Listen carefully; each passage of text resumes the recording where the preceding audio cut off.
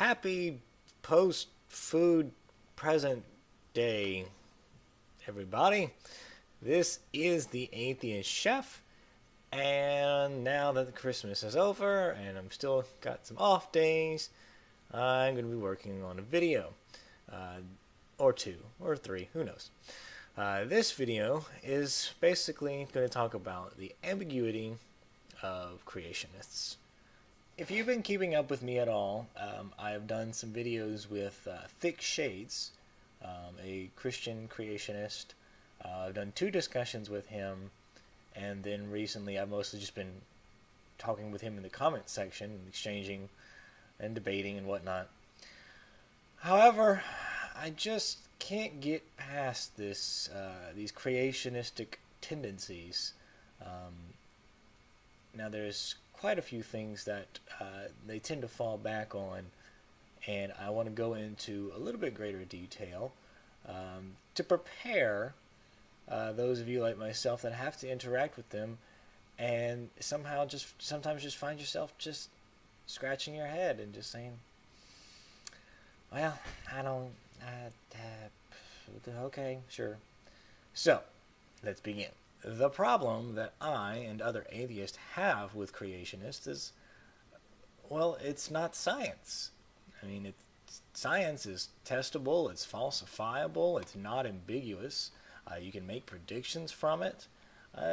It has something that actually works. Now, what you'll find with many of the creationist arguments is that it tends to be into circular reasoning, using one unproven claim to kind of back up the other, or resorts to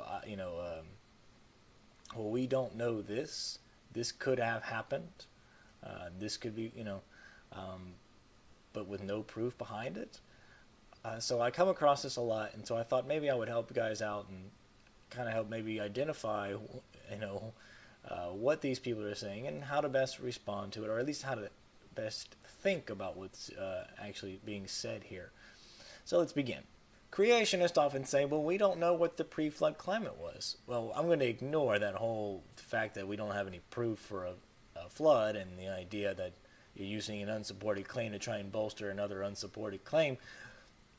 I'm going to forget about that and just say, yeah, we actually can pretty much figure out how the climate has changed. We have paleoclimatology, dendroclimatology, scleroclimatology. We study the ice caps, and we can understand how the way that volcanic ash found between layers of ice caps, and we can figure out what happened. We can actually understand where the climate was for. So this idea that we don't know and we can't figure it out is stupid. Thing is, as creationists, you need to actually get some of your creationist buddies, use these tools, and try and find evidence for this climate. Oh wait, you haven't identified what it is. You haven't even really defined it, other than like, oh, it's probably somewhere around like 72 degrees, and the seasons were a little off, not too hot for the summer and too cold for the winter. But so far there is no evidence through those three fields to show that that is the case. So you're going to have to keep digging or do something special, because so far all the evidence that we can use to show what the climate has, or climate was, does nothing to bolster your claims about a pre-flood climate. Then creationists will say something to the effect of, but oh, we don't understand what the atmosphere was before. And I said, well, very similar to the climatology, we actually can understand, what the atmosphere was, and we've dated it all the way, back to basically the formation of the Earth. And for example, we know that at the beginning of the atmosphere, there was really no oxygen. There was mostly hydrogen and helium and nitrogen and other things. But it wasn't until much later that we actually started developing oxygen. And we can verify this by noting that there's certain elements in our rock layer. So, way at the deeper that you go, the older it is. We start seeing rocks, chilling in here, and there's certain elements that are there. But that are related to a lack of oxygen. But then as we go higher up, we start seeing different elements, and that actually have a relation to oxygen in aerobic processes. So it's small little things like that. So, and this is a very layman description of what that was, but there's much better. But this, for the purpose of this discussion, I'm just saying we know how we can do this. We can know how we can find the atmosphere and what it was and how it's changed. So once again, creationists have to now propose an atmosphere, a certain atmosphere, to fit the things that they say. Oh, I love it. Is they said, well, the atmosphere allowed the people to be smarter and the creatures to be bigger, and now so now since the flood, it's dumber animals. I mean, smaller animals and dumber humans. I haven't even yet to see them understand like what concentration of what element could actually, or what anything could change the atmosphere to make people smarter and animals smaller. That to me is my personal favorite of what the fuck central. But it all is surrounded by ambiguity because they can't promote what it is, so they can't make a positive claim as to what is actually doing it. Now, actually, you heard Nephilim Free, which if you haven't heard of him, well, he's basically a walking, talking Answers in Genesis website. He said that it was extra oxygen. There's a different oxygen content. Now, oxygen poisoning, things like that. I don't know. I barely understand that myself. But I haven't heard any creationists verify those claims either. So there we go. Then you have the creationists saying that we don't know what the animals were like before the flood. So once again, we have an unsubstantiated claim to bolster an unsubstantiated claim. That's working out well for them so far. But the thing is, we have fossils, and we have DNA, and we can track their history, and we can figure out, their ancestors. But when you're a creationist, you have to ignore all that. You have to claim that everything that they found is either, came right from after the flood, or that these species are not really their ancestors. They have to completely ignore all of this evidence and then introduce a species or a variation of a species that we have yet to find. We have not found one animal that fits the creationist, that makes the creationist happy of before the flood. Now that to me should kind of stand out. Where are all of these animals? Where are these root animals? The base, that no one then brought in the ark. What species was they? What were they? What was their origins? What would make their diet so different that it would be so drastically different from 1 year on the flood? Right before the flood, they were eating certain things, and then a year later, eating something completely different. Please explain that to me, or how that even possibly makes sense. But again, very ambiguous. We don't know what their diets could have been. We don't know what things that they were adapted to. We don't know. But scientists do know, and we can study that.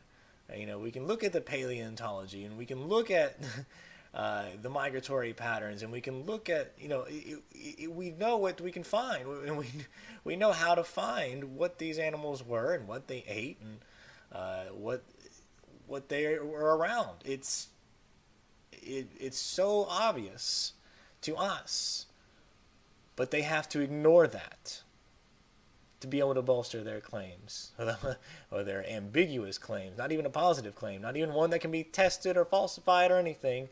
It's just something that just throws it up in the air so we can no longer talk about it. But again, you don't see them finding any evidence for it. It's just kind of a, well, who knows? Well, you don't know, so you have to leave it open to the possibility that it's going to happen. Well, no, we don't. We have no reason to. I don't have to be open to the idea that aliens came and popped down and, or whatever. Or there's I can make up shit and just say, well, you don't know because there was a flood. It doesn't matter. I can't prove it. You can't prove it. Why should I believe you? Why should I not believe what scientists have said, and then believe you instead? Now, here's the thing about the ambiguity that creationism depends on. It's much like the presuppositional argument. Basically, it's not designed to answer questions. It's designed to shut mouths. See, if creationists, make it very ambiguous and don't really define anything and give exact, exact atmospheric conditions or give exact climates or exact just anything, then scientists can't disprove it. It's just designed to leave it open and not let science progress any further to actually tear it apart and pick it apart. And so what you'll find is, since science has come so far and actually, answered every claim that certain creationists have said so far, all these really false claims, really badly described claims, and and poor science and all this stuff. So they've had to move the goalposts. They keep moving and keep moving and keep moving and keep moving, and finally it's so vague that science can't say anything about it because creationists have not really giving us, anything to work with, anything to actually get our hands on and study and tell why they're wrong.